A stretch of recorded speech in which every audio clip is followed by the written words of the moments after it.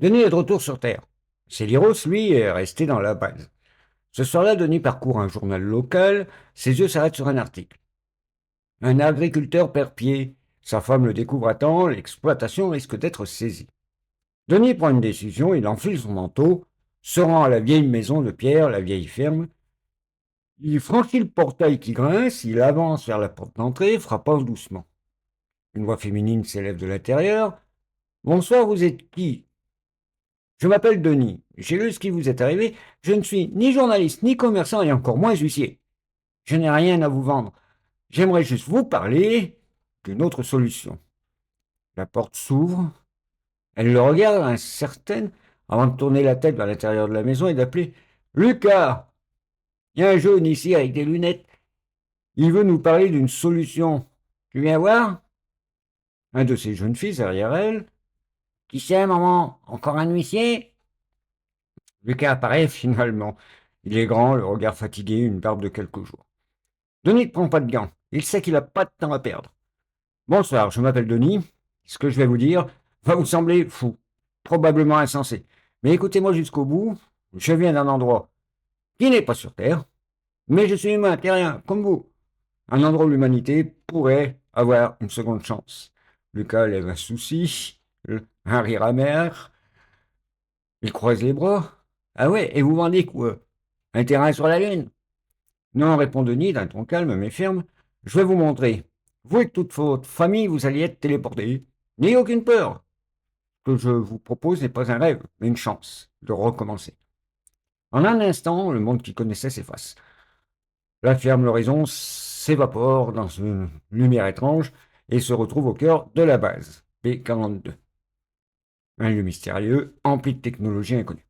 Anna s'accroche au bras de Lucas, le souffle coupé. Lucas regarde autour de lui, écarquillant les yeux. Leur ferme délabrée a disparu. À la place, une immense grotte, un vaisseau suspendu, un portail noir parfaitement lisse.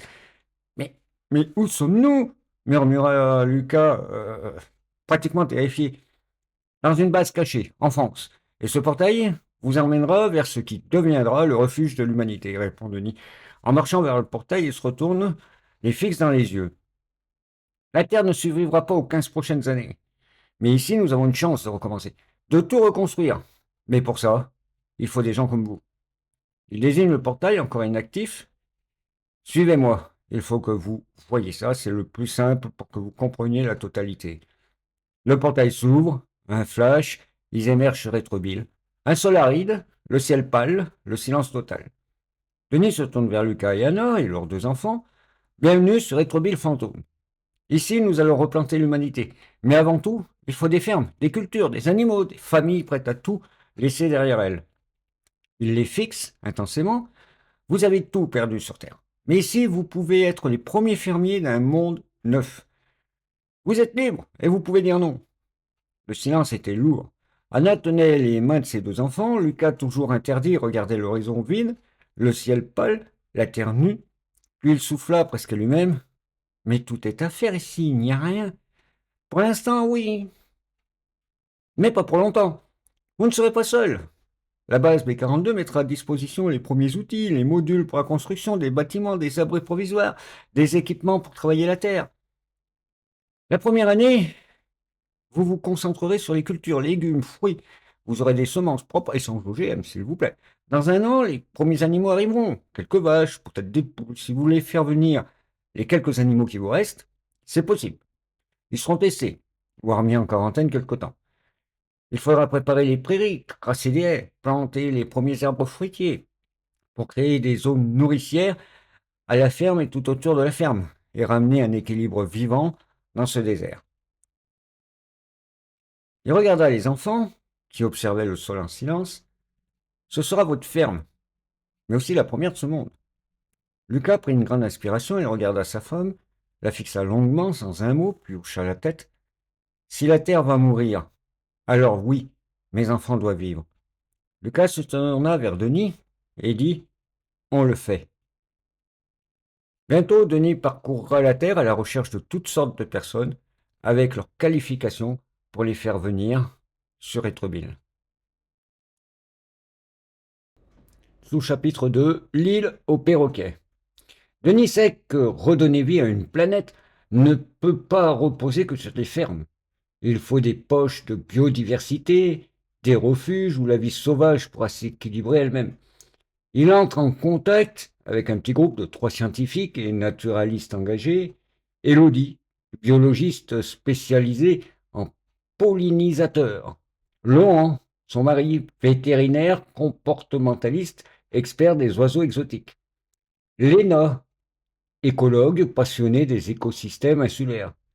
Leur mission, créer un îlot vivant. Denis les transporte sur Étreville dans une zone océanique. Au large des côtes, une petite île au climat tropical, actuellement stérile. Roches noires, sable gris, vent chaud, rien ne pousse encore.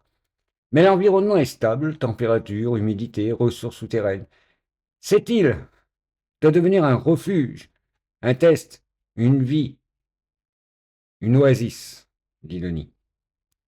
Léna murmura, un sanctuaire, déjà les yeux brillants. Voici rapidement le plan de recolonisation. Les plans s'étalent sur 3 années. La première année, et la deuxième d'ailleurs, plantation de végétaux adaptés, arbres tropicaux, buissons, herbes locales, apport de substrats pour enchérir la terre. Introduction des premiers insectes, abeilles, coléoptères, vers de terre, etc. La troisième année, des oiseaux, dont les perroquets, élevés en milieu contrôlé au départ, avant d'être relâchés. Laurent ajoute, on apportera leur nourriture au début, mais d'ici 3 ans, ils pourront commencer à vivre seuls. Si ça marche, l'île sera joyeuse. C'est un pari risqué, mais beau. Léna écrit sur son carnet, jour 1. Aucune feuille, aucun cri, silence absolu. Mais demain, une graine, et bientôt, un champ. Denis décide aussi de créer un premier petit village, non loin de l'endroit où le premier chêne a été planté. Le nom de ce village sera d'ailleurs Chêne Espoir. Ce village sera construit en partie comme les villages de France. Une mairie, une église, une place centrale, des maisons de village, des commerces divers et variés, de la végétation bien sûr, des arbres et autres. Ce village devra mêler harmonieusement l'aspect à la fois médiéval et moderne, avec certains bâtiments en pierre locale, rappelant les villages traditionnels de la Terre, tandis que d'autres, plus modernes, formant un ensemble cohérent autant que possible. Un commerce appelé bureau de téléportation sera également présent, servant de point de contact essentiel pour les déplacements entre divers points sur Étreville. Une école de village, bien entendu, prêt à accueillir les jeunes colons. Cependant, au loin, les montagnes et les plaines restent vides de toute vie. Malgré la dureté de l'environnement, des signes de régénération émergent. Autour des bâtiments, des petites fleurs résistant aux conditions difficiles commencent à fleurir timidement. Des jeunes arbres plantés sur la place centrale se dressent, déjà fièrement, promettant un futur plus verdoyant. Ces premières pousses symbolisent non seulement la renaissance des tribus, mais aussi la résilience des colons. Petit à petit, ils redonnent vie à ce monde qui semblait oublié, et chaque geste, chaque semence plantée devient un symbole d'espoir pour l'avenir de cette nouvelle civilisation. Étreville Fantôme est une planète en transformation, où plusieurs zones de vie sont actuellement en cours de développement, chacune nécessitant des interventions spécifiques pour garantir leur réussite. Ces zones réparties sur toute la planète ressemblent à des îlots de biodiversité distincts où des écosystèmes variés doivent être introduits et préservés. Tels que la savane, dans une région chaude, une savane commence à se développer, des palmiers, des herbes hautes, des buissons résistants à la chaleur ont été plantés pour former une première couche de végétation. Cette zone, baignée par un soleil intense, doit accueillir des espèces adaptées à un climat sec et chaud. Des animaux tels que des herbivores, certains insectes sont introduits progressivement pour maintenir l'équilibre de cet écosystème. Une autre zone, la zone froide, aux confins des tropiques fantômes, une région froide similaire aux limites du pôle Nord, abrite un village inspiré des habitations inuites ou esquimaux. Ce village encore en développement cherche à tirer parti des ressources locales, comme la glace, la neige, pour créer un environnement habitable. Les bâtiments conçus pour résister aux conditions extrêmes sont faits de matériaux isolants et adaptés à un climat rigoureux. Dans cette région, la faune locale, comme les phoques ou autres mammifères marins, commence à être apportée, mais pas relâchée, car trop tôt. L'implantation de végétaux adaptés au froid est en cours, mais la croissance risque d'être longue. Une autre zone, la zone tropicale, la forêt tropicale, plus au sud, une zone de forêt prend forme des arbres, des fougères luxuriantes. Une variété d'insectes tropicaux sont progressivement réintroduits dans cette zone humide. Les colons travaillent sans relâche pour recréer un environnement propice à la vie animale et végétale. Des espèces d'arbres fruitiers, des plantes médicinales sont cultivées, tout en tentant de maintenir un équilibre fragile avec la faune locale. Cette région est cruciale pour l'avenir de la planète, car elle permettra d'assurer une stabilité écologique pour d'autres zones à venir. Quant aux zones marines, les mers, les océans, des tropiques fantômes regorgent d'un potentiel inexploité. La gestion des algues et du plancton est un point essentiel de la mission en cours. Si les algues prolifèrent trop rapidement, elles risquent de perturber l'équilibre marin et de nuire à toute vie aquatique.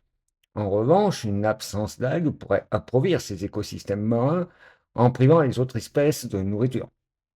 Les scientifiques travaillent donc à la mise en place de systèmes de régulation pour favoriser un développement sain des algues et du plancton, afin de maintenir un équilibre nécessaire à la vie marine. D'autres zones, la zone montagneuse, entre 1000 et 1500 mètres d'altitude, et les premières forêts de pins, de sapins commencent à s'étendre, formant un écrin naturel contre l'érosion des sols. Ces arbres bien adaptés aux conditions de montagne offrent non seulement un abri pour la future faune, mais contribuent également à stabiliser le sol, empêchant les intempéries de dégrader davantage ce territoire. D'autres végétaux adaptés à ce climat montagnard, des buissons résistants, des herbes spécifiques, des fleurs sont plantés pour renforcer la génération du sol et créer un écosystème équilibré. Cette zone joue un rôle crucial dans la lutte contre l'érosion et dans la préservation de la biodiversité de la région, en formant une barrière naturelle tout en soutenant les efforts de forestation. Il y a du travail, beaucoup de travail. En 3 ans, ça sera même pas 1% de la planète qui sera revégétalisée. Note de l'auteur. Je me devais de vous expliquer cette progression.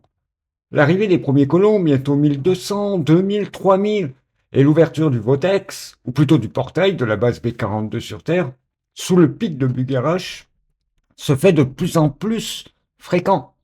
Cependant, cette ouverture du portail entraîne des phénomènes autour du pic et de ses environs, comme Céliros l'avait signalé.